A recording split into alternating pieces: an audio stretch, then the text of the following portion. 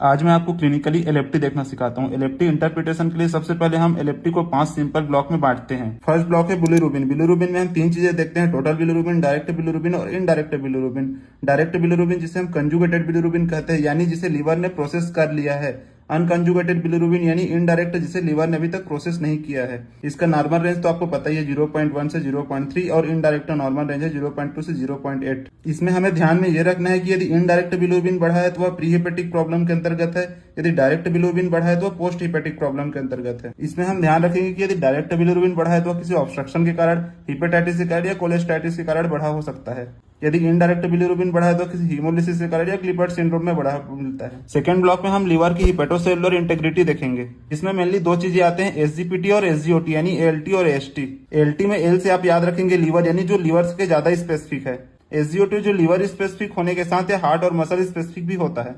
इसमें most important आता है क्लिनिकल सिनेरियो, जिसमें हम एसजीओटी और एसजीपीटी का रेशियो देखते हैं। यदि एएलटी एएसटी से ज्यादा हो, यानी एसजीओटी एसजीपीटी रेशियो 1 से कम हो, तो मोस्ट प्रोबेबली वायरल हिपेटाइटिस और फैटी लिवर की कंडीशन में होता है। यदि एएसटी एएलटी से ज्यादा हो, यानी एसजीओटी एसजीपीटी रेशियो 1 से ज्यादा हो, तो most probably alcoholic liver disease में देखने को मिलता है। बट यदि इसका इंडिविजुअल रेशियो 1000 से ज्यादा हो तो वह एक्यूट सीवियर हेपेटाइटिस में देखने को मिलता है। थर्ड ब्लॉक में हम देखेंगे एल्कलाइन फॉस्फेट और जीजीटी। एल्कलाइन फॉस्फेट किसी भी प्रकार का ऑब्स्ट्रक्शन बताता है जो बिलियरी या बोन रिलेटेड हो सकता है। जीजीटी जो लीवर स्पेसिफिक होती है, यदि इसका रेंज 2 गुना से ज्यादा बढ़ जाए तभी हम इसे सिग्निफिकेंट मानते हैं। यदि इंडिविजुअल एल्कलाइन फॉस्फेट बढ़ा हुआ होता है तो मोस्ट प्रोबेबली वह बोन प्रॉब्लम की वजह से, एंड एल्कलाइन फॉस्फेट के साथ यदि जीजीटी बढ़ा हुआ होता है तो मोस्ट प्रोबेबली वह लिवर बिलियरी ऑब्स्ट्रक्शन के कारण होती है। बट यदि जीजीटी बढ़ा हुआ होता है और एल्कलाइन फॉस्फेट भी बढ़ा हुआ होता है किंतु जीजीटी का रेशियो ज्यादा हो, तो वह मोस्ट प्रोबेबली अल्कोहल कंजम्पशन की वजह से होता है, जिसे हम एक्यूट लिवर डिजीज के अंतर्गत देखते हैं। एंड फोर्थ ब्लॉक में हम देखते हैं एल्बुमिन और पीटीआईएनआर।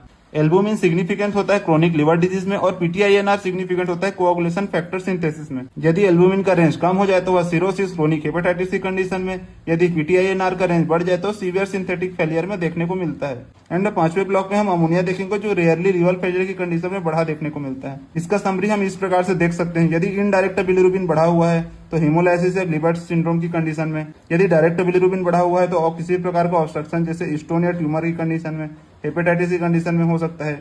एएलटी एएसटी से ज्यादा हो, दोनों बढ़ा हुआ हो तो वायरल हिपेटाइटिस की कंडीशन में, जिसका रेशियो 1 से कम होता है। यदि एएसटी बढ़ा हुआ होता है, एएलटी से ज्यादा होता है किंतु, तो वह एल्कोहल हेपेटाइटिस की कंडीशन में, जिसका रेशियो 1 से ज्यादा होगा। यदि एल्कलाइन फॉस्फेट बढ़ा हुआ है विद जीजीपी बढ़ा हुआ है तो मोस्ट प्रोबेबली ऑब्स्ट्रक्टिव जॉन्डिस की कंडीशन में या कोलेस्टाइटिस की कंडीशन में हो सकता है।